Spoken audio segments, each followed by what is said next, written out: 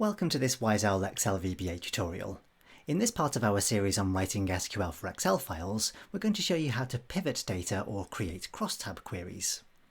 We'll start with a quick recap of creating standard groups and aggregation functions in a query, and then look at how to modify that using the transform statement and pivot clause to create a basic crosstab query. We'll explain how you can specify which columns you want to return, how to tidy up the results of that type of query by replacing nulls with actual values. We'll explain how you can include multiple row groups in a query, and then how to create groups based on the results of calculations. So let's get started. If you've already watched previous videos in this playlist, you'll be fairly familiar with the basic setup by now, so you may prefer at this point just to skip to the next chapter of the video. You won't miss anything exciting, I promise. If you haven't seen previous videos in the series, here's a quick overview of the basic setup. We have a macro-enabled workbook which allows us to run a query by clicking this fairly obviously labelled button. And when we do that, it's going to extract some information from a separate Excel file called Movies. In this video, the Movies workbook contains a single worksheet called Film, and there are 1200 films listed on that sheet. I'm going to keep this workbook open for the duration of the video, but you're very welcome to close it down. All of the code will still work even if the file is closed. I have both of these files saved in the same folder, and I'll drop a link in the video description so that you can download these files and follow along writing the code with me if you'd like to. A lot of the code that's in the Pivoting Data workbook relies heavily on Microsoft ActiveX data objects. That's not something I'm going to talk about much in this video. The focus of this series is on the SQL side of things.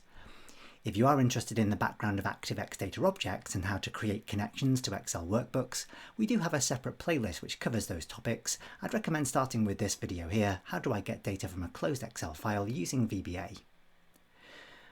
If I just show you the basic code and what happens when we click the Run Query button in the Pivoting Data workbook, that triggers a subroutine called Create SQL Query. And the only job of this this subroutine is to create the SQL query by concatenating a string of text. In this example, I actually have two copies of the exact same query. We're going to be modifying one of these shortly, but I wanted to keep the original one safe and sound so that we can compare the two. When we've created that query, it then gets passed into a separate subroutine called Get Query Results, and this is the one that deals with all the complicated stuff such as connecting to the closed Excel file and then generating a record set based on the query that we've created. So we use the query here to populate the source property of the record set object. All of the other code just deals with writing the contents of the record set into a new worksheet and formatting the results neatly, with a bit of error handling code thrown in for good measure towards the end. Just to demonstrate what happens when we run this existing query, we're going to select 3 columns from the film worksheet in the Movies workbook, and we're going to group those columns by the genre and the certificate. So if I head back to the menu sheet, click the Run Query button, that's the output that we get. Creating groups and aggregated values in a query is fairly straightforward, and we've covered these techniques in a lot of detail over the previous 3 videos in this series. The problem with the basic version is that when you're grouping by multiple columns, you don't necessarily get the best layout to read the results. Because we're creating combinations of each genre with each certificate, we get lots of repetition in this list, making it quite difficult to read through. I think a better layout for this particular set of query results would be to have the certificate names as column headings to create a crosstab arrangement or basic pivot table style arrangement. So we'll have both row groups for the genres and column groups for the certificates. To get that to work, let's head back into the Visual Basic Editor. I'm going to keep the original version, the commented out version of that query as it is, and then I'm going to start picking apart the one that we've actually just used to create these results. I'm going to start by removing things actually, so I'm going to get rid of the certificate field from the group by clause, and I'm also going to get rid of the sum of runtime and the certificate field from the select list as well. So I'm pretty much just stripping this select statement back to creating a single column of genres grouped. So if we were to head back to the menu sheet and run that query, all we end up with is a list of each individual unique genre. So we've successfully created our row groups, that part was nice and easy. Now we have to create the column groups and the aggregations which will fill up the main body of the table. We can't just do one thing or the other, we must create both the column groups and the aggregations before the query will be valid again. I'm going to start by including the aggregations, the sum of runtime, and we can do that by adding the transform statement to our select statement. So to do that, we can head back to the Visual Basic Editor, and then at the very beginning of the select statement, before the select keyword in fact, we need to include a new line in our query, and we begin with the word transform. Now the transform statement includes the single aggregation that you're allowed to include in a pivoted query. So I can't, unlike a standard group by query, include multiple aggregations. I can only include one in a pivot query. So I'm going to concatenate a new line character, and then I'm just going to copy and paste from my previous query. I'm going to copy the sum of runtime along with the alias and the new line character at the end, or the continuation character at the end. Now, because this is the first and only column allowed in the transform statement, I don't need to include the comma, and in fact I need to get rid of that. The alias we can keep if we want to, but as it turns out nobody's ever going to be able to see it, so it's irrelevant if we include the alias or not. I'm actually going to get rid of that entirely, so we just say transform sum of runtime. Now, as I mentioned, we can't run this query yet until we've included the column headers section as well, but just to demonstrate that that's true, let's head back to the menu sheet and click the Run Query button, and we'll find that we've got a syntax error in the transform statement.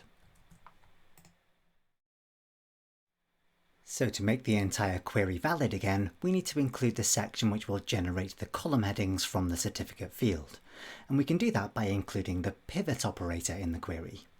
So let's head back to the Visual Basic Editor. The transform statement begins above the select statement. The pivot operator appears below it. So basically the entire select statement that we used to generate the column headings sits by itself in its own little group here. We just add the transform statement above and the pivot operator or the pivot clause below. So after the group by clause, I'm going to concatenate another continuation character, and then I can start my pivot clause. And then again in here I can reference a single field from my table, from my data source. So I'm going to reference the certificate field. I'm going to copy and paste that to avoid having to type it out again. And again, because this is the only field allowed in the column header section or the pivot clause, I don't need the comma at the beginning there. So having included both the transform and the pivot statements, let's head back to the menu sheet and click the Run Query button again, and there's your first basic example of a pivot query or a crosstab query. So the transform statement and the pivot part of our queries are fairly limited, fairly rigid. We can include one single aggregation in the transform statement and a single column in the pivot section. But we can still modify the main body of the select statement in fairly standard ways. So for example, we could include an order by clause to change the sorting of our query. We can apply sorting to any row groups and any column groups. You can't apply sorting to the value field, the aggregation section. But let's say for some reason we wanted to sort our genres in descending order and our certificates in descending order. We can do both of those things by adding an order by clause to the main select statement. So we need to do this before the pivot section. So let's add an order by clause, and we'll concatenate a continuation character. And then we will copy our genre field. Let's go for the genre field first. In fact, let's copy and paste the entire line from the group by clause. And we'll go in descending order. It's already automatically sorted in ascending order. I can then include another line and include the certificate field as well. So I'll need to have a comma at the beginning of that line. And then again, I'm going to sort that in descending order as well. I will then need to make sure that I've included a continuation character at the end of that line. And then if I head back to the menu sheet and run that query again, we'll see that the genres and the certificates are both sorted reverse alphabetically. We can also apply criteria to the select statement that's part of our query by adding a where clause. You may remember from previous videos in the playlist that the where clause applies criteria to the individual rows in the data source. So for example, let's say we wanted our aggregations to be applied to only those films with at least one Oscar win. So we could add a where clause to the select statement in the usual place, remembering your select from where group by order. So we can say, after the from clause, we could add a where clause, and then a continuation character, and then we can refer to the f.oscarwins field, and then check that the result of that, or the value of that column, is greater than 0 or greater than or equal to 1 if you prefer. I'll add my continuation character to the end. And once again, if I head back to the menu sheet, just having a quick look at the results as they stand at the moment, we've got 24 different genres. If we head back to the menu sheet and then run that query again, we'll find we have fewer genres this time because not every single genre includes films which have won Oscars. We end up with fewer results in the final output. We could also filter the fields which form the row groups and the column groups using the where clause in just the usual way. We've covered the where clause in a lot of detail in previous videos in this playlist, so I won't go over those same old techniques here. There is, however, one additional way we could filter the field which makes up the column groups. If we wanted to return a specific set of column headers, for example, so in this case maybe we want to show the U, PG and 12A certificated films, the vaguely family-friendly films, we could include that in the pivot section of our query. So let's head back to the Visual Basic Editor, and then at the end of the pivot section, after we've referenced the certificate field, we could use the in operator. Now we've seen the in operator used in previous videos. Here we're just going to list out the strings which represent the column headings. So U in some single quotes, PG in some single quotes, and 12A in some single quotes, all separated by commas. If we then head back to the menu sheet again and run that query, we'll return just the list of requested column headers. One thing that we can't apply criteria to in this type of query is the value of the aggregated field. So for example, if we wanted to ask to show only those results where the sum of runtime was greater than 1000, we couldn't do that in this particular example. Just to demonstrate that, we know already from the previous video in the playlist that you can't write aggregate functions in the where clause. So if we wanted to attempt to do this in the first place, we'd need to reuse the having clause of our query to include criteria based on the result of aggregates. So let's just give that a quick try. If we include the having clause in our query, remembering which position it goes in after the group by clause, add a continuation character, and then we can refer to the sum of runtime, and then check if that is greater than or equal to 1000. I'll close the double quotes and then concatenate another continuation character. I'll just bring this up a little bit as well to make it a little easier to read. If we then head back to the menu sheet, we'll find that when we attempt to run this query, it won't work. We just get a generic syntax error in transform statement. So that sadly doesn't work. If I click OK, I'm going to tidy up my query a little bit, ready for the next section. I'm going to head back to the Visual Basic Editor, and I'm going to get rid of the in operator in the pivot section. I'm going to get rid of the having clause because we know that doesn't work at all. I'm also going to get rid of the where clause for the time being as well. So let's get rid of the where Oscar wins is greater than 0. And then let's also remove the order by clause entirely. And we've got a nice short, simple query again. If I head back to the menu sheet, just give that a quick check to make sure it works. Excellent. And then we'll move on to the next section. One thing we could do to potentially improve the appearance of the output of this query is to replace any blank cells or nulls with a value such as 0. To do that, we can use the standard technique we've seen in previous videos. Let's head back to the Visual Basic Editor. And I want to wrap an if function around this sum function in the transform statement. So I'm going to start at the beginning of this line. I'm going to say if, open some round brackets, and then use the isNull function wrapped around the sum of runtime. If that is true, if the result of summing the runtime returns null, then I want to display a 0 in that cell instead. Otherwise, I want to display the sum of the runtime. So I'm just going to copy and paste that again, along with the double closed round brackets at the end there. So having done that, if we head back to the menu sheet and run that query again, we'll see that all of the blank or null cells get replaced with a 0, which I think looks a little neater. Now, although we can only have one column group and one aggregated value, we can have multiple fields in the row group section. So let's include the country column in the row group section. We'll group by genre first and then by country.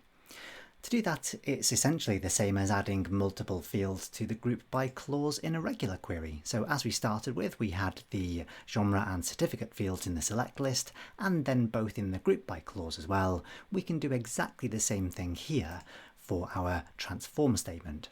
So in the select list, let's just copy and paste the film genre field, and then add a comma to the beginning of that line and change the word genre to the word country. I can then copy and paste that line and place that in the group by clause of the main select statement, head back to the menu sheet and then run that query again, and we've now got multiple levels of aggregations or grouping going on in the row groups section. We can also create groups based on the results of calculations. So let's say we want to get rid of the country field, and we'll add a new calculated column to the row group section which works out the year in which each film was released, and then we'll group based on that value. So let's head back to the Visual Basic Editor, and I'll start by getting rid of the country field from both the group by clause and the select list. Then at the beginning of the select list, I'll add in a new column, which is going to be based on the result of the year function. So I'll say year f.releasedate, and then I'll provide an alias for this because we will see this alias at the top of the column. Let's call this one release year. And then I can concatenate that with a continuation character, and I must include a comma now for the genre field, as that's now the second column in the select list. I can do almost exactly the same thing in the group by clause, so I'll start by copying and pasting. Then I'll just need to get rid of the alias in the group by clause, so it's just the calculation itself, year of release date, and I'll still need that extra comma in front of the genre field. So having done that, we can head back to the menu sheet, click that run query button again, and there we go, we get the release year, and then for each year a breakdown of films in different genres. I think this would work a little better if we had the results sorted in reverse date order, so the most recent year sits at the top of the list. We're a bit sparsely populated this far down the list of years. So let's head back to the Visual Basic Editor, and we can reintroduce our order by clause to the main body of the select statement. So just before the pivot operator, we can include an order by clause, and then concatenate a continuation character, and then we can once again copy and paste the year of release date expression. I want that to go in descending order, so let's add the DESC there. And then we can head back to the menu sheet. Let's just tidy up a bit and delete everything except for the menu sheet, and then run that query again, and it's a little easier to see. We have multiple genres in each year of the results. We could also use a calculated value to form the column groups. In fact, it's even easier to do it with the column groups because we only need to put the expression in one single place in the pivot section. So let's change our column groups from certificate names to the quarters in which the films were released. So we can use the date part function to calculate the quarter of the film's release date. So let's head back to the Visual Basic Editor, and then in the pivot section, rather than pivoting on the certificate, we can pivot based on the result of the date part function. I want to specify the increment or the unit of time, the interval, as the quarter, so that the letter Q goes in some single quotes, followed by a comma, and then a reference to the film's release date field. Okay, so having done that, we could happily then head back to the menu sheet and run that query, and we get the numbers 1, 2, 3 and 4.